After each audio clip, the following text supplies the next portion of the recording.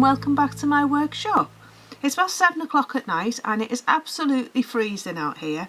The temperatures are set to get down to about -4. There's a full moon outside and I've got my shrug on, I've got my cardigan on, and yeah, I'm just trying to keep warm. The odd thing is, even though I'm out in the garage, it does tend to warm up a bit once I get in here and I've got the door shut and I get working. It seems to get its own temperature, so I might end up taking this off as well at some point. But yeah, so we're up to the third part. We've done taking it off as rolags off the drum carder, and we've done taking it off as bats. So tonight we're going to be using this, and we're going to be taking the fibre off the drum carder through one of these holes.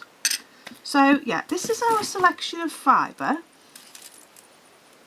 and this is what we've got for this one. The green is going to be our applying colour, and then the other colours are, I think this one is going to be done as bumps, but I'm not sure. The other two yarns I'm going to do as just an ordinary 2-ply yarn, but this one I'm thinking of doing a bit of an arty sort of yarn with, but I'm not sure. I'm going to apply the other two first and spin them first and see how much yarn I've got, because I want to make a cardigan for the summer, and I'm going to put all 3 yarns together and do a bit of a mismatch and just knit my own pattern, and if it turns out I'll do it as a pattern on my blog for you. So we'll see how we get on. But the first colour I've got is this lovely pink. It's not as pink as it looks on the camera, it's more of a dusky pink, and this is Clanwenog and I've dyed this myself. This is also Clanwenog, which I've dyed myself, and it's a lovely yellow colour, and it is that yellow in the light. Then I've got this really bright pink, which is also Clanwenog, which I've also dyed. And this purple is also my hand-dyed yarn, which is also Clanwenog. So we've got 4 hand-dyed colours that I've dyed myself. And then this one is a merino, and it's like a lime colour. So that's that one. And then this is my green, and this is a merino as well. This is from Hilltop Cloud, Hilltop Katie, and I got it about 5 or 6 years ago, and it's just sat in stash for ages in my box. And I think it's got a bit of silk in, but I'm not sure. I can't remember what the fibre content was. So that's going to be the plying thread, or if I do it as bumps, it's going to be the intermittent colour between all the bumps. So that's that one. So this is what we took off in the bats, which is this one, and this is going to be our plying thread, and then all the rest is going to be our random colours.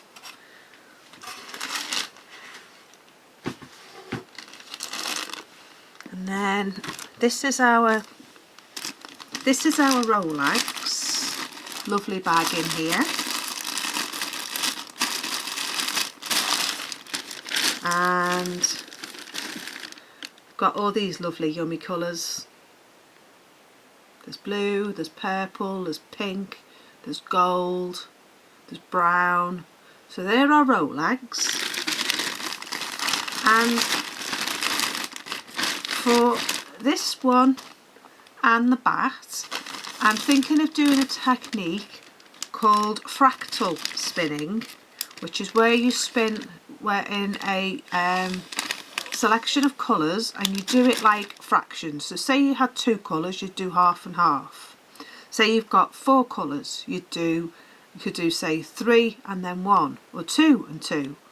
So if you've got say 6 colours, you could then break it up again and then break it down again. So say you've got 4 colours, you could do say 1 in 3 and then the others in 3, or you could do 1 as a solid and then break up the others into say 3, or you could break 1 up into 2 and 2 up into 3.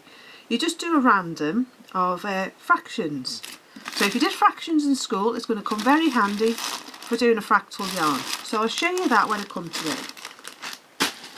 So onto our drum carder, we're going to first off, we're going to do each colour separately. I was going to do it all with different colours on the drum carder, but I want to try and keep them separate because I'm not sure how I'm going to spin it yet. So I'm not sure how the finished yarn is going to turn out. So I haven't decided yet. What I want to do is do the other 2 first, and then see how I feel when I get to this one. So this one is just going to come off as one big long sausage like this, and it's going to have sparkle put into it. So what I'll do is I'll turn you down onto the tripod, we'll turn down and look at the drum carder, and I'll show you what I'm going to do and how you take it off the drum carder. And then that'll be the third technique then, and that'll be the end of these 3 videos. And then in the next video what I will do is I'll show you a short clip on how to spin from each one in the technique that I'm doing. So I've got to make my mind up before I get to each one as to what I'm going to do, and then I'll show you how to spin from the row lag, how to spin from the bat, and then how to spin from the dizzed fibre. And then in the video after that then I'll show you what I'm going to make with it. So yeah, we've still got quite a bit to come in this little series. It's taken me a while to put it together because it's been so cold outside, and because we're in winter and I do work outside in the garage, so I have to make the most of the weather when I can. But I wanted to get this finished so we can get it out the way and move on to the next thing that I want to do, which is natural dyes. So yeah, the garden's starting to grow now, so we need to get out, need to get busy in the garden, get the plants growing, and then we can start doing some dyeing. So that's that. Right, so just put you on the tripod, turn you down to the drum carder, and then we'll get stuck on with our drum carding. So I'll be back in a minute. Right, so we're back down at the drum carder, and we're going to start putting some of our fibres together. I've already got orange on the drum carder, so we're going to carry on with our orange. And what I'm going to do is I'm going to lay it out. It's quite a clumpy bit there. Make sure that your fibres are nicely separated so that they're going to go through the teeth. And then let's see what we've got. We're going to put that orange in, weren't we? Where is it? There it is.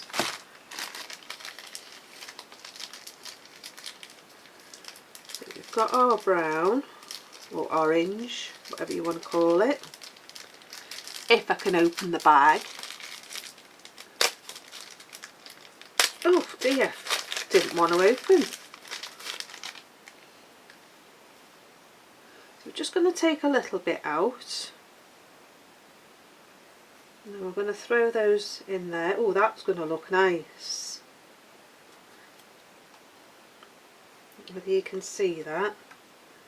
Just taking little wisps. If I open it out, just taking little wisps, just like that. Popping that on the top.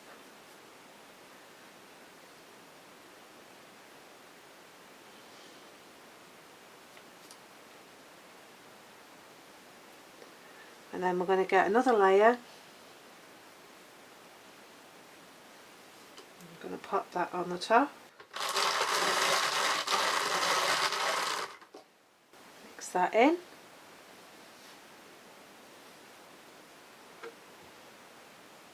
My hands are a bit dry because I've been gardening all day, so the fibres are sticking to my hand.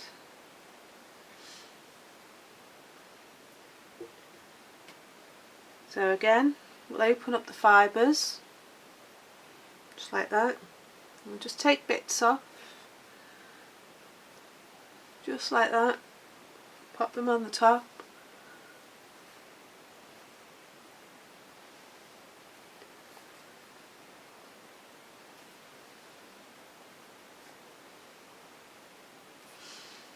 And we'll put some more orange on.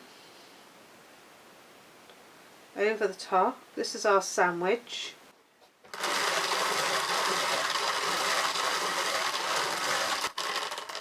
Well, sometimes it might get stuck on here, but once you've gone round a couple of times it will go onto the drum, so don't worry about that. Right, do this last bit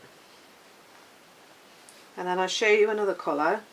This is the stuff from Llanwenog from the local farmer, which I've washed and dyed myself. Came raw off the sheep,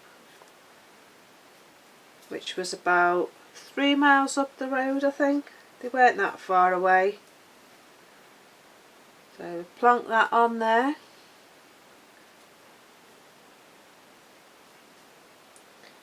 I've got lots of fleece to wash, but the wrong time of year because it won't dry.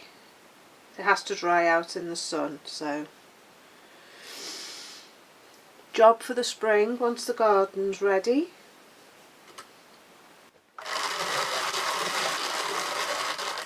It's the last bit, and then I'll show you how to take it off.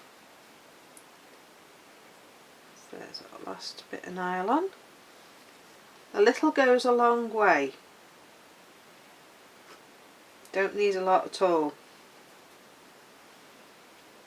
I mean, they're only a couple of pound a bag, and gosh, you get lots and lots and lots of spinning done out of one.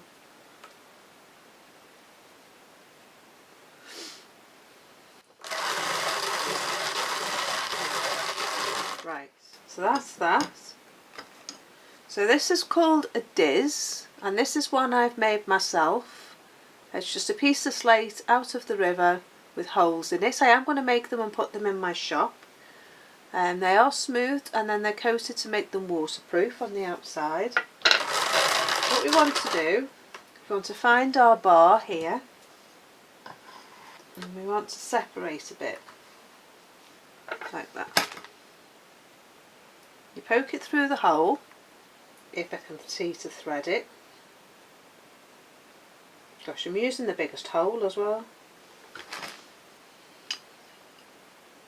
So that's how you start, like that, and then you pull. You pull through again, and what you want to do is you want to pull the fibres a bit to separate them a bit.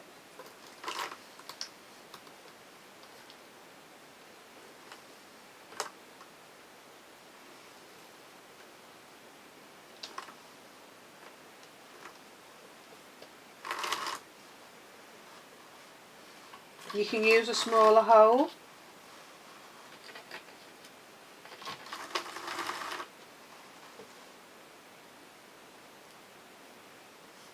You just want to stretch the fibres out ever so slightly. You don't want them to separate.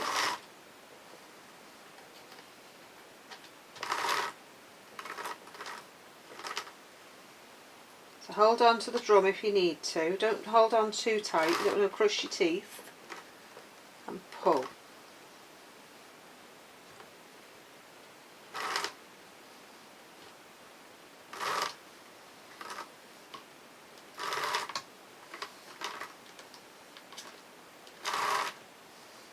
And then when you get to this bit, it looks like this, try and go over onto the other side. If you can. Where's my... I've lost my doffer. I'll loosen a bit more.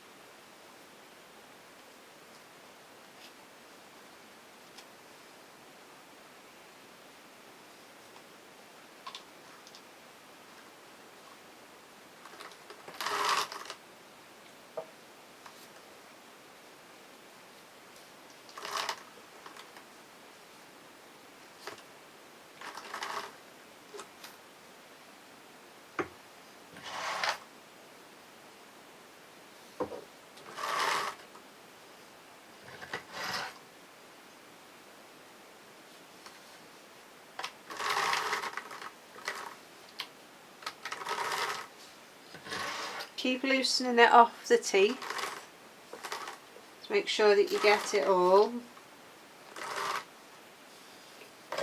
as you go.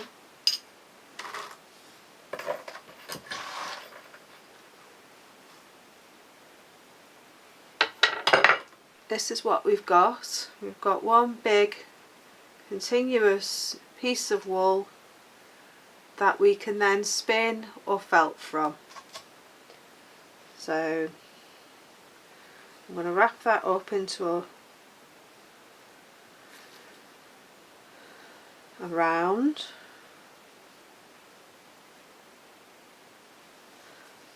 And then that can be stored like that, maybe with a band around, so you know what it is and what you've got. So I'm going to carry on and do all these, and then when I come back I'll show you them all finished. So yeah, I'll see you back here in a minute. So I'm just going to carry on with the rest of my colours, and I'll come back and I'll show you when I've finished, because otherwise I will be here all night and I don't want to be out in the cold any longer than I have to be. So I'll put this one to a time lapse and pop it to some music.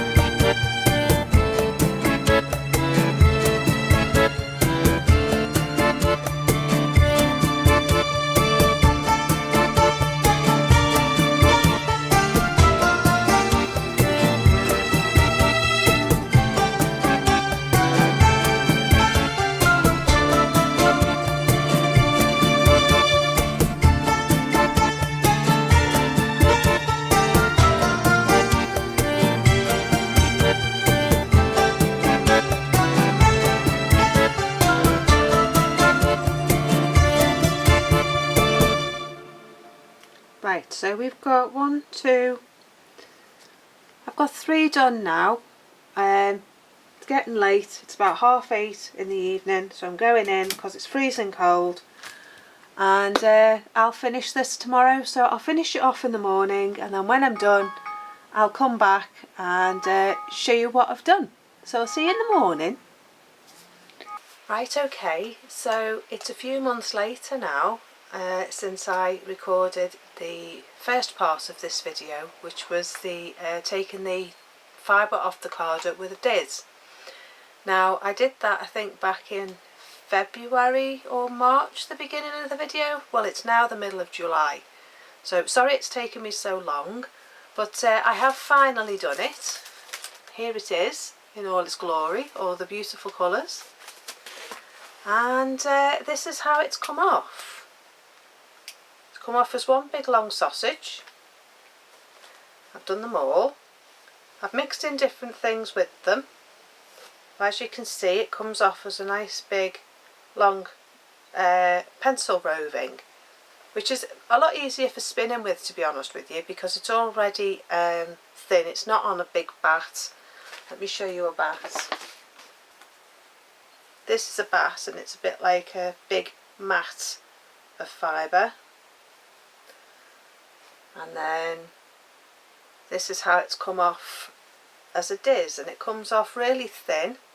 Now a dizz, the thing I used is one of these.